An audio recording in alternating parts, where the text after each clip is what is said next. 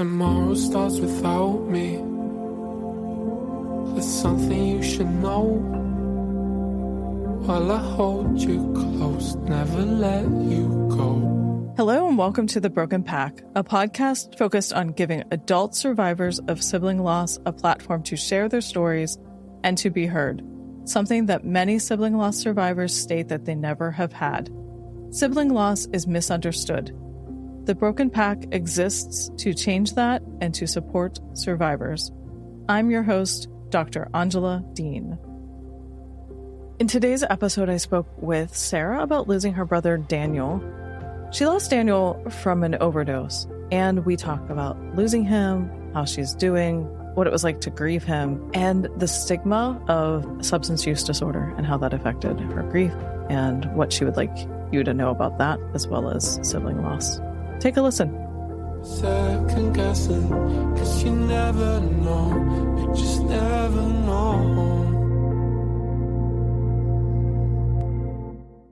Content warning: this episode contains talk of substance use, which may be upsetting to some people. All right, so welcome to the show. I was wondering how you wanted to introduce yourself to our listeners. Sure. So my name is Sara McCann. Grew up in Hillsborough, New Jersey. I live just outside of Philadelphia now in Newtown Square, Pennsylvania.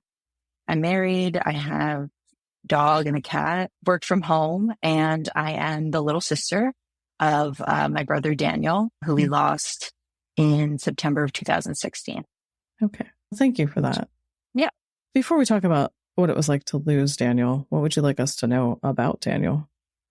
Probably the first thing that comes to mind that I feel like is must know about him was just, honestly, he loved so hard. I feel like maybe it's more common now, but especially back when he was growing up, especially as a young man, he did not shy away from telling people how much he loved them, how much he cared about them.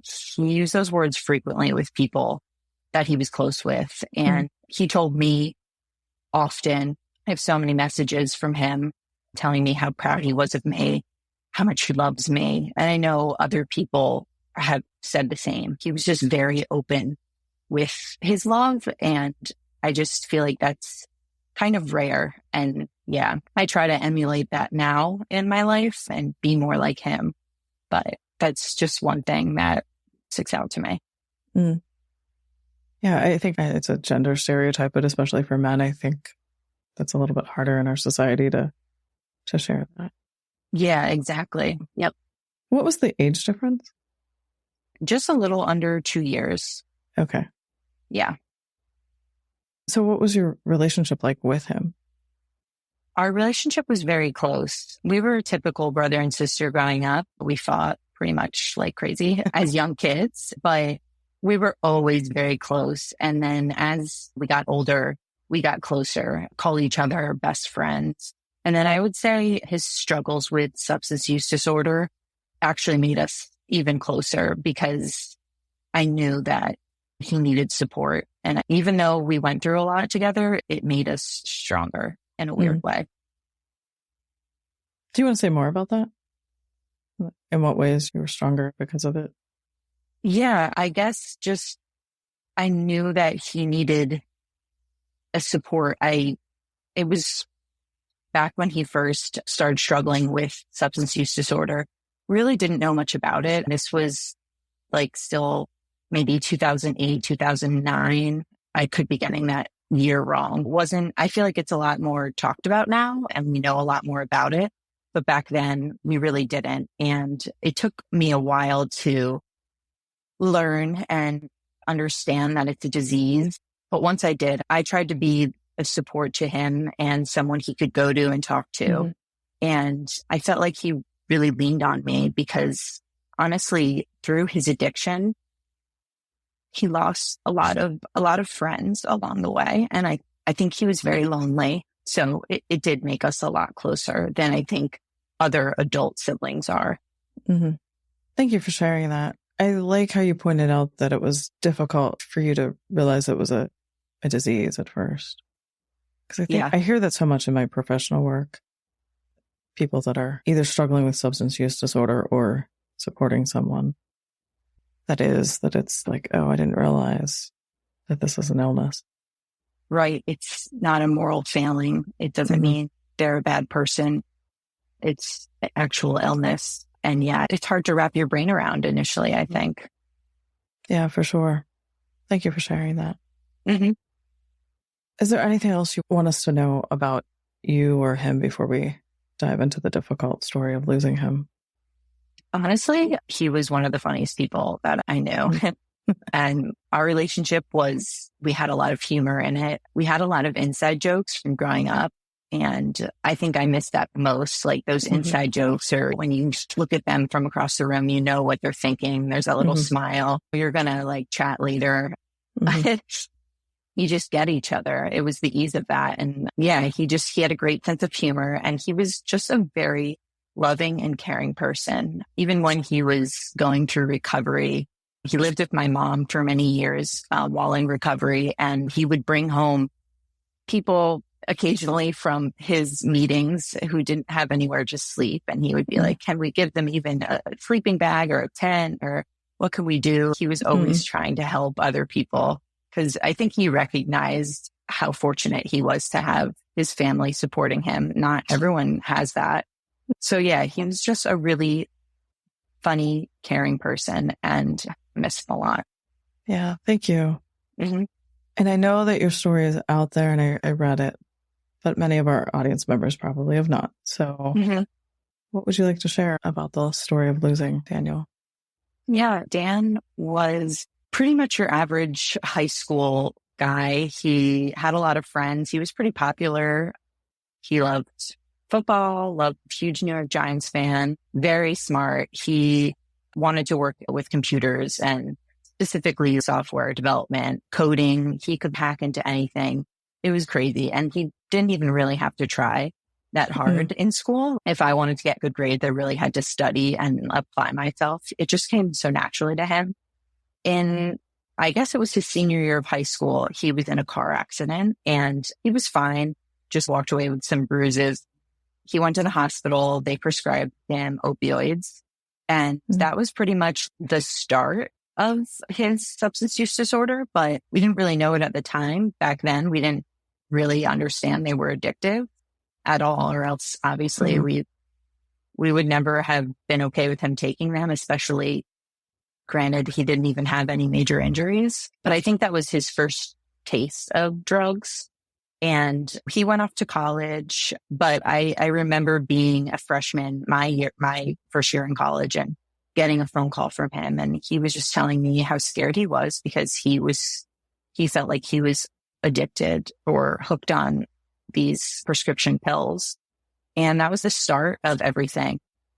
His substance use disorder spiraled from there, and it moved on to heroin, which is common when people start with opioids. We didn't know. This was obviously still back in, like, I guess this would now have been like 2010, 2011. We didn't know. I remember learning, even we went to a family therapist, and him telling my mom and dad and I that they're essentially the same thing, just heroin is a lot cheaper. Yeah, we didn't even have any knowledge of any of that.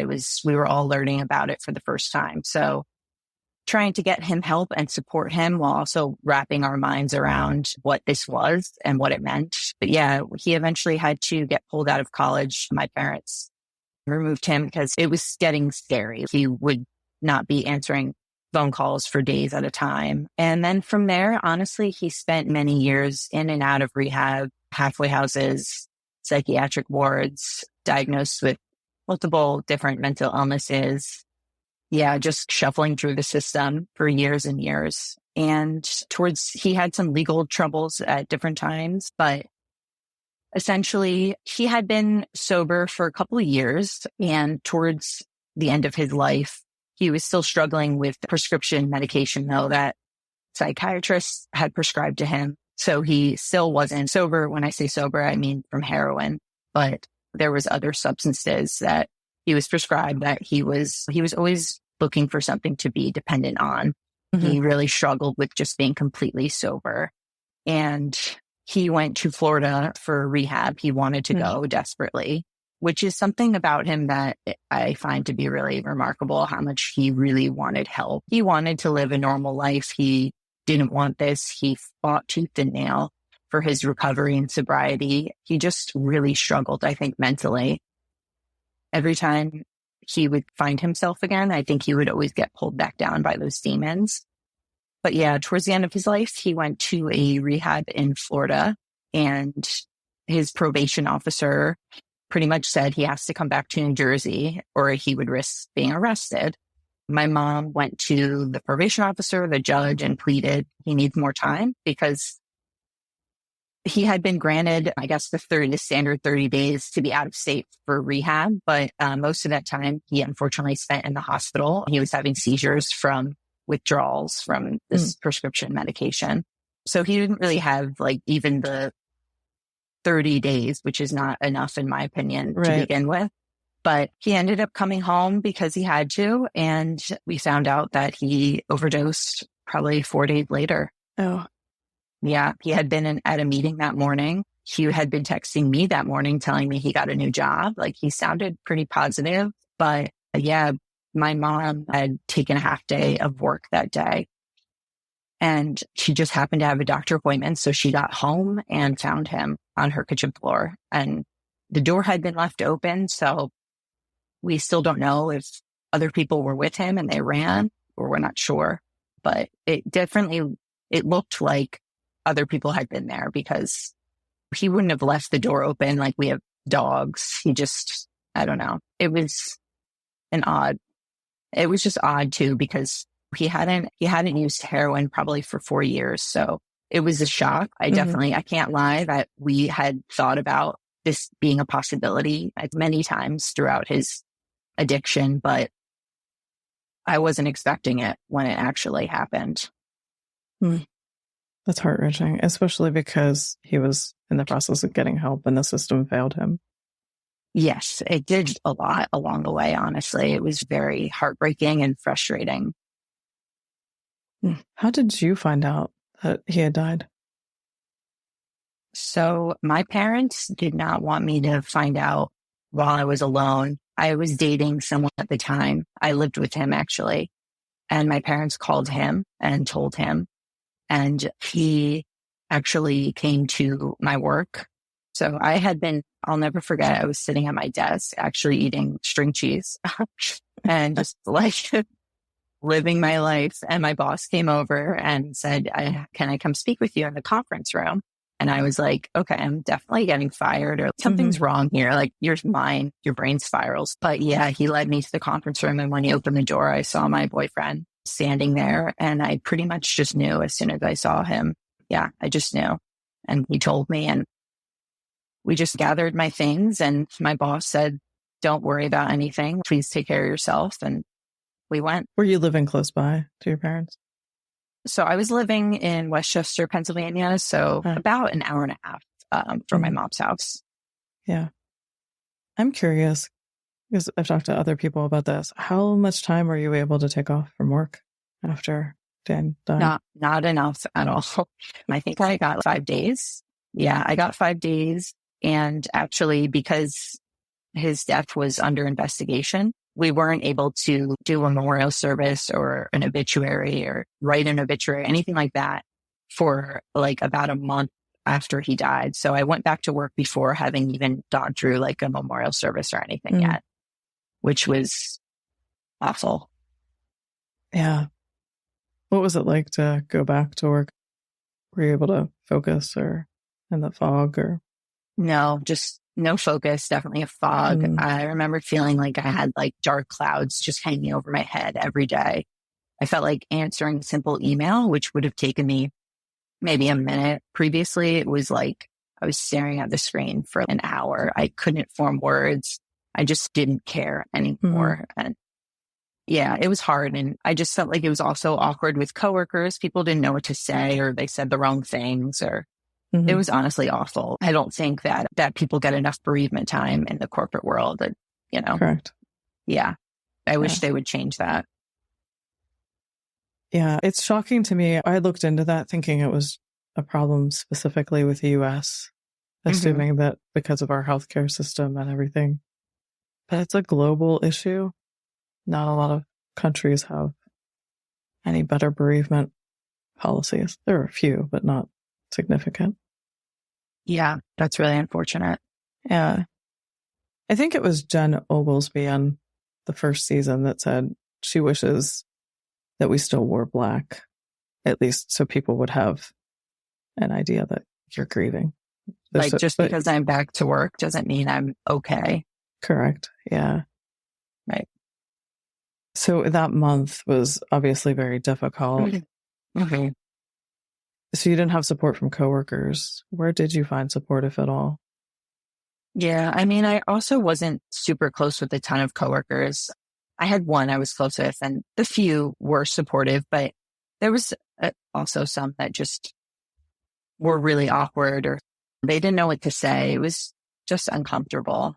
But I did find a lot of support through close friends and family. I'm very close with my aunts and uncles. I'm very close with my mom and dad. And then I have a couple of really close friends who were also extremely supportive and still are. That's fantastic. Mm-hmm. It sounds like you were able to support your parents, but also get support from them. Yes. Yeah. It was tough at times, because we're all grieving and in different ways. My parents are divorced, actually. So my dad had to fly in through Florida. But yeah, I worried a lot about my mom in those early months, just because she lived with my brother. I knew she was struggling a lot. It's one thing to lose him, but I can't imagine having lived with him for years prior and just have that loss, like the absence of him, even in their nightly TV shows they would watch together, all of that. So I think I worried about her a lot more than even myself or anyone else, really.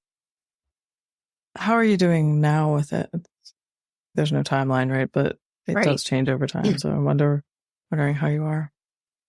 I accept it now. And I would say how I think of it is when Dan first died, like I said, it felt like there was dark rain clouds over my head every day. It was like a fog. All I could think about was the loss. It was just constantly in my mind. Now it's like you're walking around in a sunny day and occasionally there will be a rainstorm, because that grief or a grief wave will hit out of nowhere, and any trigger could set it off, but it doesn't always affect my entire day. I can move on. I can still enjoy things. I can be passionate about work again and find laughter. So I think it just changed. I learned to live with it and not let it completely consume me. You're a little bit further out than I am in my grief. And I'm just curious, like, what was the process like of learning to live with grief for you? It was tough. I think I was hoping that, it will be 8 years for me this September. And I think I was hoping by now it would be like gone. Oh, I won't feel this gut-wrenching pain randomly anymore. But I've learned that without it, it's because we love them so much. And that love is not going anywhere. It's always going to be here. So we're always going to feel that. But I think just learning to accept that and embrace it. Like, I know myself now, if I have days where I'm like, okay, sometimes it's a passing, maybe I'll cry a little bit and then move on with my day and I'm good. Other times now I've learned to just kind of like, okay, lean into it. If I'm really having a day I can't shake it, then I will just cry and feel sad. And then the next day I feel a lot better. So I think not fighting it as much. And then also I find a lot of comfort in talking about it like we're doing now, talking with friends and family about it. Talking about him helps a lot, sharing stories. But yeah, I guess just, it sounds weird, but making grief a part of your life, making room for it, because it's really just love. Absolutely. I love that. Do you find that people at points have shied away from wanting to talk about him? People in my life that fully embrace it and are like ready to hear whatever story I'm telling them for the 100th time, and they act like it's the first time they're hearing it because they're amazing friends and family. Like all my family is great and they love talking about Dan. But I have some people in my life that I can tell it makes them uncomfortable. Maybe they just don't, if they haven't really experienced it, they don't know what to say. And I do totally understand that. I don't know if I would have been so good with it had I not lost my brother. So I try to remember that, even though it can be a little frustrating when you feel like people are shutting that topic down really quickly or dismissing it. We'll be back after a quick break. Hi, I'm Dr. Angela Dean, host of the Broken Pack podcast. If you've lost a sibling, you viscerally understand the complexity of your loss and how isolating it can feel. Sibling loss is misunderstood, and that's why I created an in-person retreat called the Sibling Grief Refuge.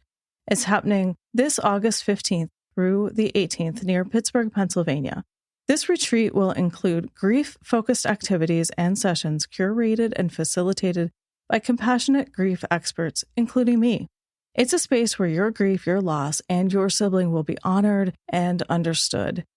In addition to grief discussions, education, support, and togetherness, you will be tapping into your continuing bond with your sibling through multiple activities, such as going on a photo walk or sensory exploration and mindful walks.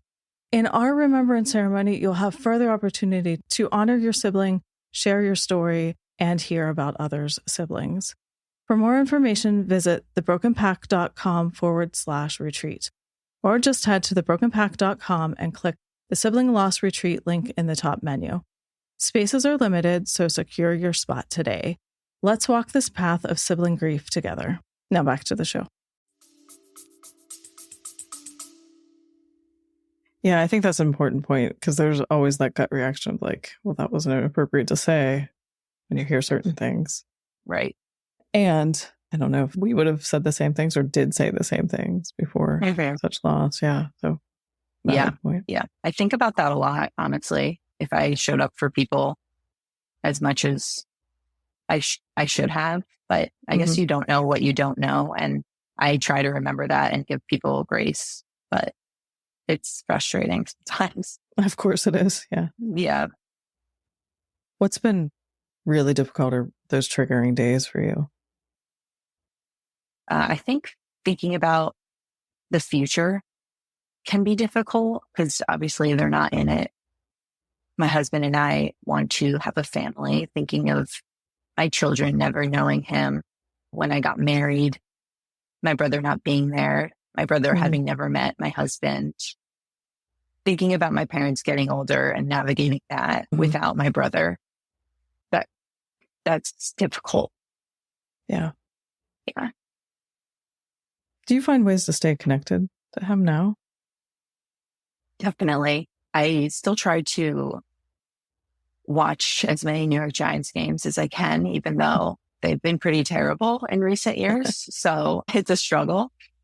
But we have a family game. It's not just our family, but all the men on my dad's side of the family play cribbage. It's a card game. And my brother absolutely loved it. My husband and I play it pretty frequently. On my brother's birthday, we'll often go to Longhorn Steakhouse, which was his favorite restaurant, make his favorite meals, stuff like that, little that like remind me of him.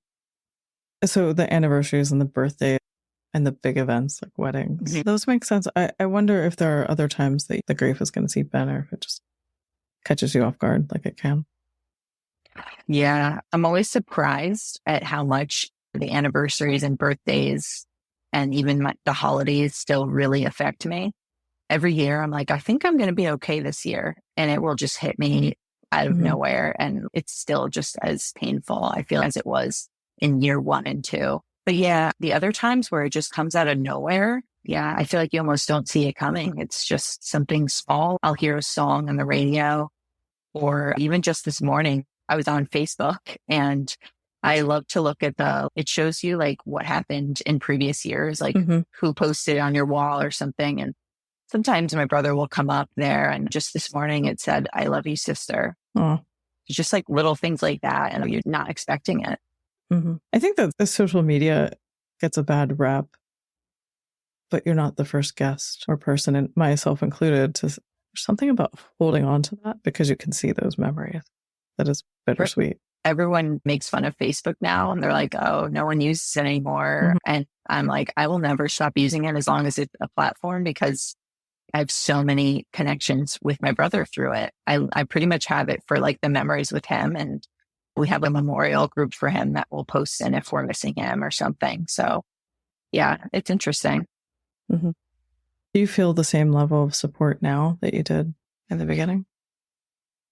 Not as much, but I guess that's also fair if I don't require as much. I guess Good it's point. tough. Yeah, it's tough. I think there's certain times where I would love to, a friend said, hey, just checking in, like, how are you doing? Or I think that would be helpful. Or even if people didn't shy away from talking about him, or it's hard though, because like we were saying earlier, I don't know if I would have brought up the topic if I didn't know now. Now I know if someone's lost someone, I will bring up that person to them.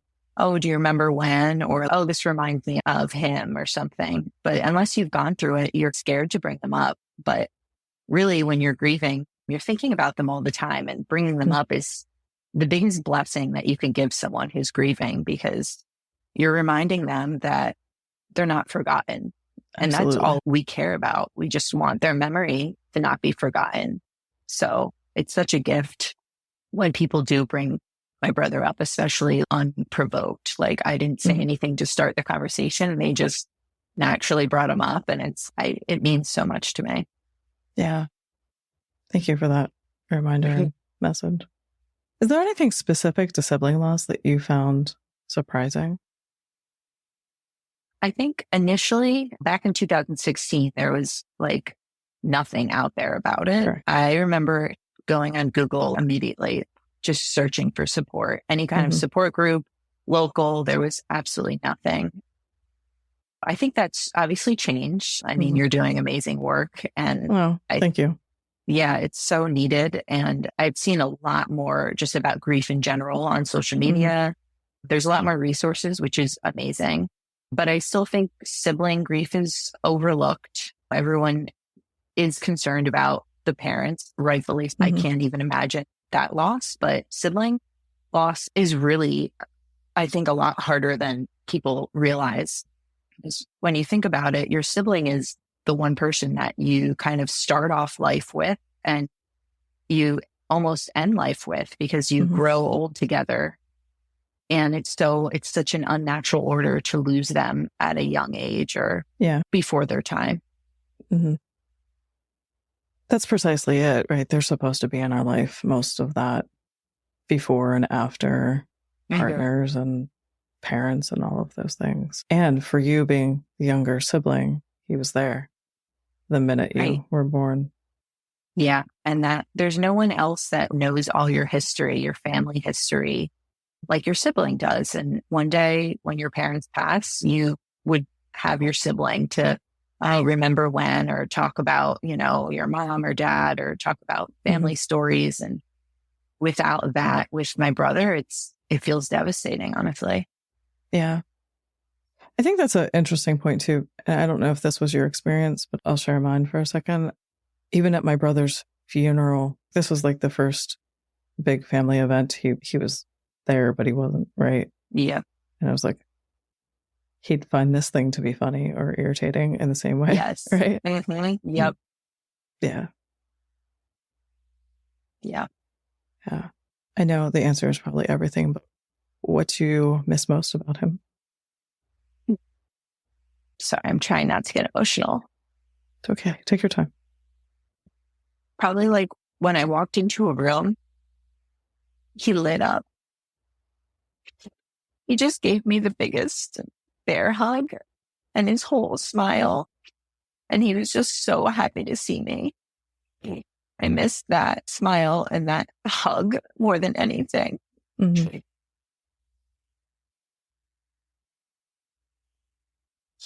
Yeah. I was told myself I was not going to cry. Thank you for sharing that. I know it's hard sometimes to talk about. Yeah. Sibling loss or loss in general. the reason that we talk about them, post their pictures online, we talk about them and post about them years and years, maybe decades later, is not because we want attention or I don't know what other reason someone would think of it, but it's really, we want to keep their memory alive. It's so important to us. And we love them so much that love goes nowhere. It stays with us. So it's really important for us to feel like they're remembered. And I think that would be the biggest thing I could tell someone who's never been through it. If you can help us keep their memory alive, it's so important and it means so much to us. In that vein, I noticed when you sent those links, which I will put in the show notes, that you're doing some great things around his memory. Do you want to talk about that? Yeah, of course. Myself, my mom, my dad, and my cousin Chris, who was very close with Dan. We started a nonprofit called the Daniel Snell Memorial Scholarship. So basically, we do a 5K every year that we organize, and the proceeds go to a graduating high school senior who has been impacted by addiction personally or through a loved one. And they write an essay and we try to usually pick at least 2 students. But yeah, it's been really amazing. It's really hard work, but it's so rewarding to feel like we're doing something, even if just educating people or helping to fight that stigma, because it's still so stigmatized. That's one thing that was so difficult about losing him. It wasn't just losing him and the grief. It was also like losing him to something that is so stigmatized that people will judge him for without ever having met him. People judge him. I already know this. He knew that when he was alive. I think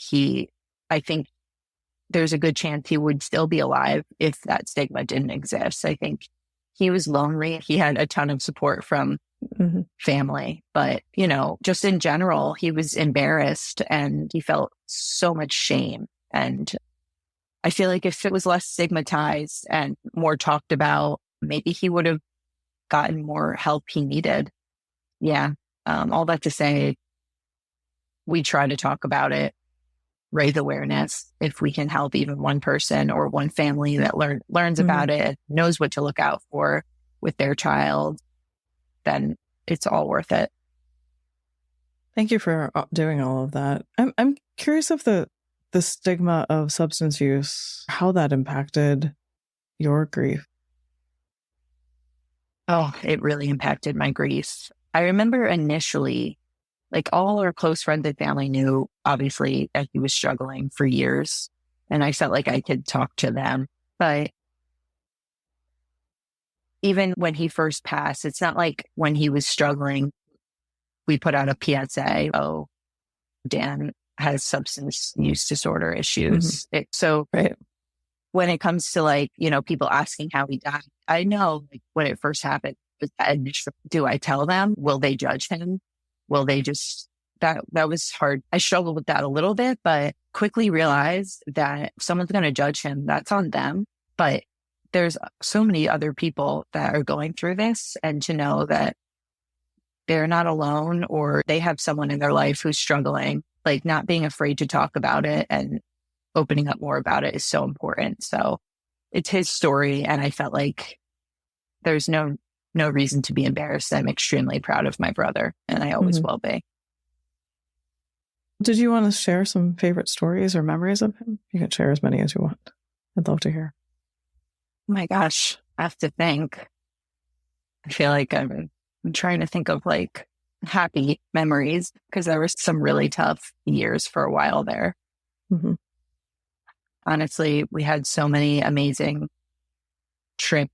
We would go every summer to Long Beach Island, New Jersey, and we would spend a week with my mom and dad, me and my brother, and then my cousins, Dana, Lauren, and Chris, and then my aunt Nancy and Uncle Gary. And we would go for many years, and just so many fun memories. We were all young adults, high school or very early college years. And we were getting into a little bit of trouble. We were Some of us might have been using fake IDs. We were just young adults, but we had so much fun and we have so many pictures.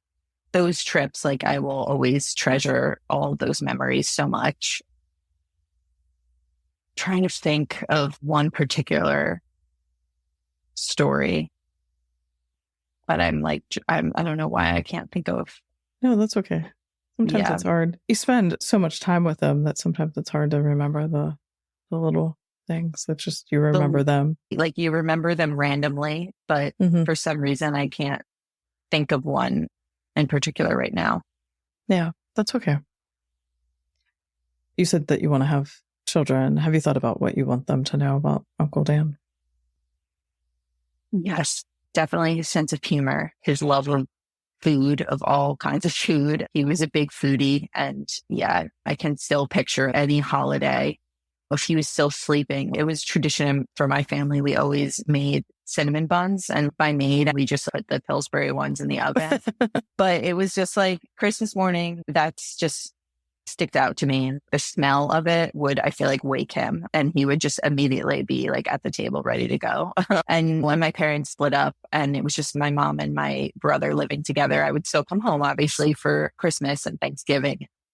Towards the later years of his life, still just, I'll never forget, just he might be dead asleep, but as soon as you could smell those cinnamon buns, he was sitting right at the table, ready to go. So I honestly just, his sense of humor, how much he loved people, how much he cared about people, how much he would have loved meeting them and being their uncle. He was so good with kids, and he always said he wanted a daughter, like a little girl one day. Yeah, I definitely want them to know that. And I'm lucky. I have recently, actually, my mom's boyfriend found like a camcorder in her garage that I didn't know still existed. And for Christmas, he had found them and got them digitized for me. Oh, wow. It was my camcorder from, I was probably 8. I haven't gone through them all because it really sends me into a grief spiral. But my brother is obviously on them, and it was such a blessing. I feel like I would love to show my kids one day so they can see him. And even though he was just a little kid, he was hilarious. So yeah. It's lovely. Yeah. All right. Thank you for this chat. Yeah. Thank you so much for having me. I really appreciate it. And thank you for all your questions. And it was really nice to be able to talk about it. Yeah. Anytime. I'd love to hear more as you think about it. Yeah. Thank you so much for listening. Our theme song was written by Joe Millwood and Brian Dean and was performed by Joe Millwood. If you would like more information on The Broken Pack, go to our website, thebrokenpack.com. Be sure to sign up for our newsletter, Wild Grief, to learn about opportunities and receive exclusive information and grieving tips for subscribers. Information on that, our social media, and on our guests can be found in the show notes wherever you get your podcasts. Please like, follow, subscribe, and share. Thanks again. You're second guessing, 'cause you never know, you just never know.